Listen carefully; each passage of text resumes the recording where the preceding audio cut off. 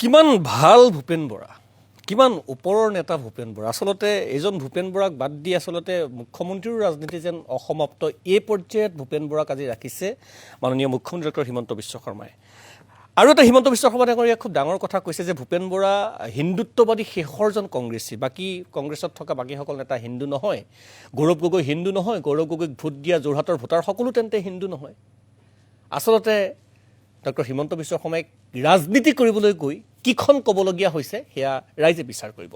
কিন্তু আমাৰ মূল প্ৰসংগ যে ভূপেন বৰা কোন। মুখ্যমন্ত্ৰীৰ মতে ভূপেন বৰা ইমান ডাঙৰ নেতা, মুখ্যমন্ত্ৰীৰ মতে ভূপেন বৰাৰ ইমান ত্যাগ আছে, মুখ্যমন্ত্ৰীৰ মতে ভূপেন বৰাই ইমানখিনি কাম কৰিছে জাতিৰ বাবে, সমাজৰ বাবে। কিন্তু কোন আছিলে এই ভূপেন বৰা? কোনে কি আখ্যা দিছিল ভূপেন বৰাক? কিমান তাচ্ছিল্যৰ সন্মুখীন হৈছিল ভূপেন বৰা? ৰাজনীতিত অসম্ভৱো সম্ভৱ বুলি সকলোৱে জানে, কিন্তু কিছুমান কথা কিছুমান সময়ত বৰ প্ৰাসংগিক হৈ পৰে। ভূপেন বৰা কোন আছিল? কি পৰ্যায়ত ভূপেন বৰাক থকা সৰকা কৰা হৈছিল? কি বিশেষণেৰে ভূপেন বৰাক বিভূষিত কৰা হৈছিল আৰু কোনে কৰিছিল? এই মুহূৰ্তত ভাৰতীয় জনতা পাৰ্টীত থকা প্ৰাক্তন কংগ্ৰেছী 6জন নেতা, তাৰে 2জন মন্ত্ৰী, 3গৰাকী বিধায়ক, এগৰাকী প্ৰাক্তন মন্ত্ৰী, প্ৰাক্তন সাংসদ আৰু এতিয়া বৰ্তমান দলৰ নেতা। আমি ক'ব খুজিছোঁ, মুখ্যমন্ত্ৰীৰ কথাটো বাদেই দিলোঁ, বা ভূপেন বৰাৰ 12 শত্ৰু যিবিলাক আছিল পূৰ্বৰে পৰা ভাৰতীয় জনতা পাৰ্টীৰ লগত জড়িত, তেখেতসকলকো আমি এহেলে থলোঁ। কিন্তু ভূপেন বৰাৰ লগত একেলগে কাম কৰা 6জন নেতা, মন্ত্ৰীদ্বয় ক্ৰমে পীযুষ হাজৰিকা আৰু জয়ন্ত মল্ল বৰুৱা, 3গৰাকী বিধায়ক ক্ৰমে মানৱ ডেকা, দিগন্ত কলিতা, ৰূপজ্যোতি কুৰ্মী, প্ৰাক্তন মন্ত্ৰী, প্ৰাক্তন সাংসদ পল্লৱ লোচন দাস।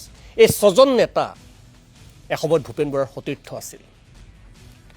এই 6জন নেতা একেলগে, তাৰে 6জনৰ 4জন, পীযুষ হাজৰিকা, জয়ন্ত মল্ল বৰুৱা, ৰূপজ্যোতি কুৰ্মী, পল্লৱ লোচন দাস 2011ৰ পৰা 2016লৈকে একেলগে বিধানসভাত অৱস্থানো কৰিছিল একেটা দলত।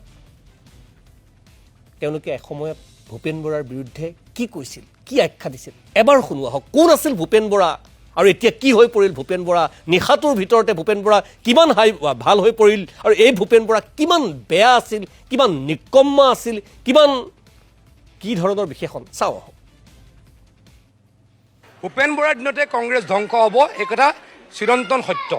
ভূপেন বৰাৰ দিনত কংগ্ৰেছে 0 আসন পাবলৈকে আগবাঢ়িছে। ভূপেন বৰা ডাঙৰীয়া অসমৰ কংগ্ৰেছৰ ইতিহাসৰ সকলোতকৈ ব্যৰ্থ সভাপতি, আৰু যাক আমি সাধাৰণতে নিকাম্মা সভাপতি বুলি ক'ম, যাৰ দিনত কংগ্ৰেছ দলৰ পজিশ্যন অসমৰ পলিটিক্সত 3য়, 4ৰ্থ, 5মলৈকে অৱনমিত হ'ল। গতিকে ভূপেন বৰা ডাঙৰীয়াৰ ওপৰত বহুত কিবা ক'ব লগা আছে বুলি মই আজিৰ তাৰিখত অনুভৱ নকৰোঁ। ভূপেন বৰা ডাঙৰীয়া এতিয়া আৰু চিৰিয়াছ পলিটিচিয়ান হৈ থকা নাই। তেখেত এতিয়া অসমৰ ৰাজনৈতিক জগতৰ জনি লিভাৰ হৈছে। তেখেত এজন কমেডিয়ান হৈ গ'ল। ভূপেন বৰা ডাঙৰীয়া কিবাটো অলপ ভাবিছে চাগে, কিবা এটাতো প্ৰফেশ্যন ল'ব লাগিব। কিবা এটা প্ৰফেশ্যন লৈছে, সেইটো কি হৈছে, কবি হিচাপে প্ৰফেশ্যন ল'ব খুজিছে। গতিকে মই প্ৰথম দিনাখনে তেখেতক শুভেচ্ছা জ্ঞাপন কৰিছোঁ। বিশেষকৈ যোৱা 1 বছৰত কংগ্ৰেছৰ পদবী বিক্ৰী কৰি ভূপেন বৰা ডাঙৰীয়াই টকা লোৱা বুলি সকলোৱে অভিযোগ কৰি আছে। ভূপেন বৰা ডাঙৰীয়াই টকা লৈ পদ বিক্ৰী কৰে আৰু তেওঁ বেলেগৰ দুৰ্নীতিৰ কথা কয়। ভূপেন বৰা ডাঙৰীয়াৰ নিচিনা অহংকাৰী মানুহ দ্বিতীয়জন মই অসমৰ ৰাজনীতিত দেখাই নাই। নিজকে কৈ দিয়ে জ্ঞানপীঠ বঁটা বিজয়ী এগৰাকী ব্যক্তিৰ সমকক্ষ বুলি, তাৰপাছত কৈ দিয়ে তেওঁৱে সকলোতকৈ পঢ়া শুনা কৰা ব্যক্তি, আৰু কৈ দিয়ে হিন্দী তেখেতৰ বহুত ভাল। ঠিক আছে, তেখেতৰ হিন্দী বহুত ভাল, তেখেতে গৈ পেলাই এতিয়া ইউপিত গৈ পেলাই কেম্পেইন আৰম্ভ কৰক। ভূপেন বৰা ডাঙৰীয়া অসমৰ ভৱিষ্যদ্ৰষ্টা নহয়, বা তেখেতে নিজৰ কাম কৰক। মইতো ক'ম যে ভূপেন বৰা ডাঙৰীয়া আপুনি নিজৰ কামখিনি কৰক।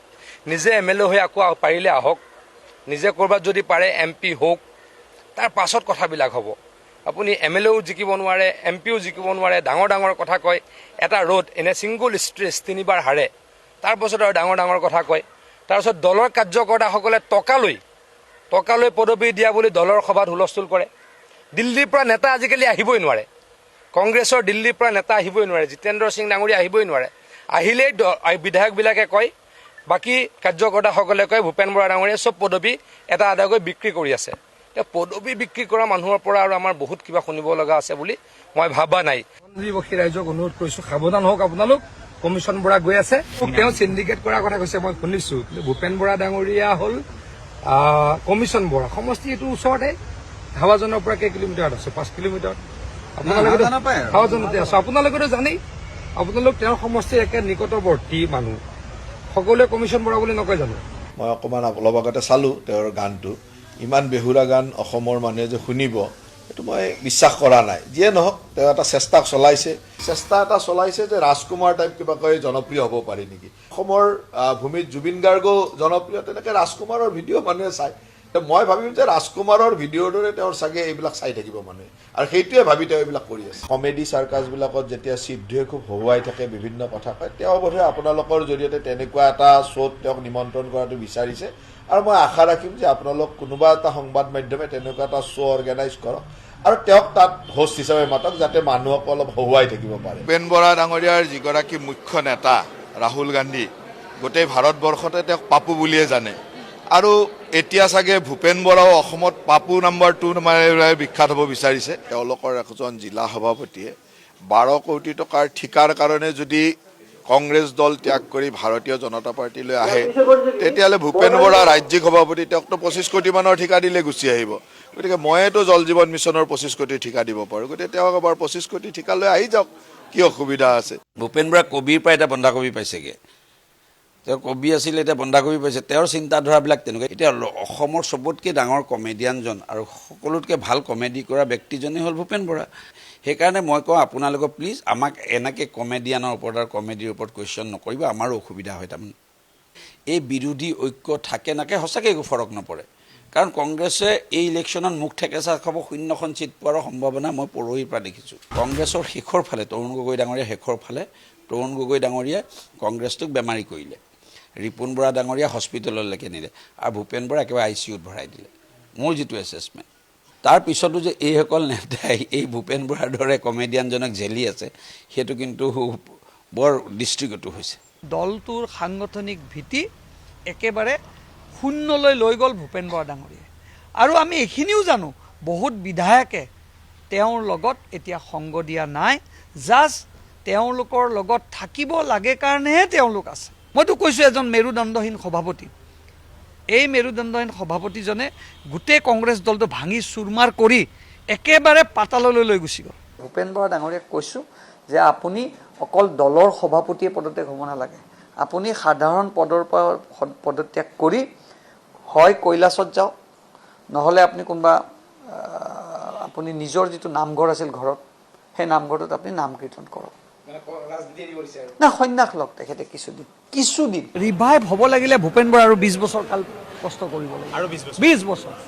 ইফালে আমাৰ চেষ্টা আমাৰ অটুট আছে, আৰু তেওঁলোকৰ যি বিফলতা, সেই বিফলতা তেওঁলোকে নিজে লৈ আহিছে ৰাইজৰ মাজলৈ। প্ৰথম কথা হ'ল যে তেখেতৰ মগজুত বিকৃতি ঘটিছে, কাৰণ 3টা যিটো মানুহে 1 তাৰিখে কৈছে আমি 5টাত জিকিম আৰু 11:30 বজাত কিমান ছিট পাম আমি কৈ দিম অসমত, সেইজন সভাপতিয়ে 3টা ধৰাৰ পিছত যদি কৈছে তেওঁৰ ফৰক নপৰে, ধন্যবাদ ভূপেন বৰা ডাঙৰীয়া, আপোনাক ভগৱানে অলপ সুমতি দিয়ক। আচৰিত হৈছোঁ যে তেখেতে সেইখন কাব্যৰ লগত এই লাভ জেহাদক কেনেকৈ তুলনা কৰিব পাৰিলে। তেখেতৰ DNA-টো মই চাব লাগিব, তেখেতৰ ব্লাডত বংগীয় মুছলমানৰ তেজ কেনেকৈ সোমাল এইটো আমি চাব লাগিব। আৰু মোৰ বিশ্বাস হৈছে তেওঁ নিশ্চয় বংগীয় মুছলমানৰ আগ্ৰাসন হৈছে, আৰু সেইকাৰণে ভূপেন বৰাক মই কৈছোঁ যে আপুনি শ্ৰী ভূপেন বৰা ৰাখিব নালাগে, কাজী ভূপেন বৰা নামটোৰে আপোনালোকক আজিৰ পৰা আমি এটা নামকৰণ কৰিলোঁ। আৰু অকৰ্মণ্য এজন একেবাৰে অদৰকাৰী এজন প্ৰদেশ কংগ্ৰেছ কমিটিৰ সভাপতি, তেওঁৰ দৰে ব্যক্তিয়ে আজি সেই আসনখনত আছে। ভূপেন বৰা ডাঙৰীয়াক ৰাজনীতি ত্যাগ কৰিবলৈ কাৰণে বা সন্ন্যাস ল'বৰ কাৰণে ভূপেন বৰা ডাঙৰীয়া য'তেই যাব তাতে তেওঁ কংগ্ৰেছটোক সহায় থৈ আহে। সেইকাৰণে আমি অপেক্ষাত আছোঁ যাতে তেওঁ আৰু ভ্ৰমণ কৰক, আৰু তেওঁৰ ভ্ৰমণৰ মাধ্যমেৰে যাতে বাকী মানুহখিনি ভাৰতীয় জনতা পাৰ্টীত যোগদান